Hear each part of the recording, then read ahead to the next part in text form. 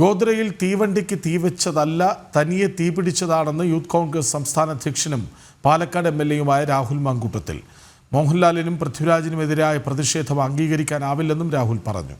എന്നാൽ ഗോദ്രയിൽ 59 ഹിന്ദുക്കളെ ട്രെയിനിൽ ചുട്ടുകൊന്ന സംഭവത്തിൽ 31 പ്രതികൾ കുറ്റക്കാരാണെന്ന് കോടതി വിധിച്ചത് തെറ്റാണോ എന്ന ചോദ്യത്തിന് കൃത്യമായി ഉത്തരം പറഞ്ഞില്ല.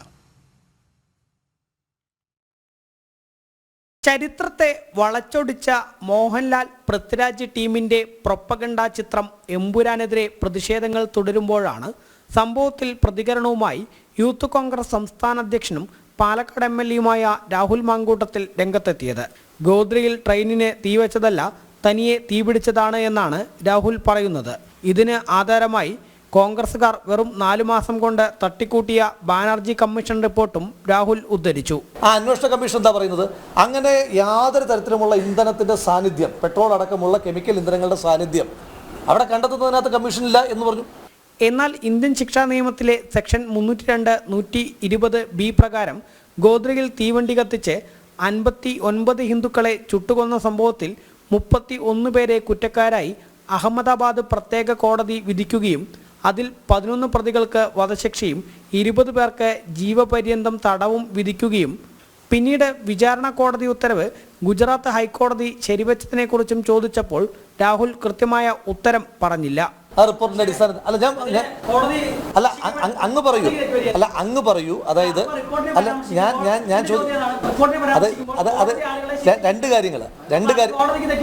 രണ്ട് കാര്യങ്ങൾ. ഒന്ന്, ഈ ഗോദ്ര ഇതുമായി ബന്ധപ്പെട്ട് തീ പിടിച്ചതുമായി ബന്ധപ്പെട്ടിട്ട് അവിടെ നടത്തിയ അന്വേഷണ കമ്മീഷന്റെ റിപ്പോർട്ട് എന്താണ്? 2002 ഫെബ്രുവരി 26-ന് ഗോദ്രയിൽ സബർമതി എക്സ്പ്രസിൽ നടന്ന തീവെപ്പിനെ കുറിച്ച് ആദ്യം അന്വേഷിച്ച സ്പെഷ്യൽ ഇൻവെസ്റ്റിഗേഷൻ ടീം കൃത്യമായ ഗൂഢാലോചനയോടെ നടത്തിയ ആക്രമണമാണെന്ന് വ്യക്തമായി പറയുന്നുണ്ട്. ആദ്യം കല്ലെറിയുകയും പിന്നീട് പെട്രോളും ഡീസലും തുണികളിൽ മുക്കി തീ കത്തിച്ച് ട്രെയിനിലേക്ക് എറിയുകയുമായിരുന്നു. സംഭവത്തിൽ സുപ്രീം കോടതി 2008-ൽ RK രാഘവന്റെ നേതൃത്വത്തിലുള്ള മറ്റൊരു സ്പെഷ്യൽ ഇൻവെസ്റ്റിഗേഷൻ ടീമിനെ അന്വേഷണത്തിന് ഉത്തരവിട്ടു. എങ്കിലും മുൻ SITയുടെ കണ്ടെത്തലുകൾ അംഗീകരിക്കുകയാണ് രണ്ടാമത്തെ സംഘവും ചെയ്തത്. കൂടാതെ ജ്ഞാനാവധി കമ്മീഷൻ റിപ്പോർട്ടിലും കൃത്യമായ ഗൂഢാലോചനയോടെ നടത്തിയ ആക്രമണമാണ് ട്രെയിനിൽ നടന്നത് എന്ന് പറയുന്നുണ്ട്.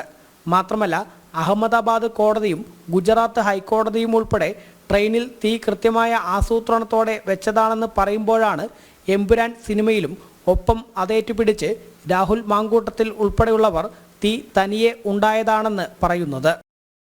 ജനം, പാലക്കാട്.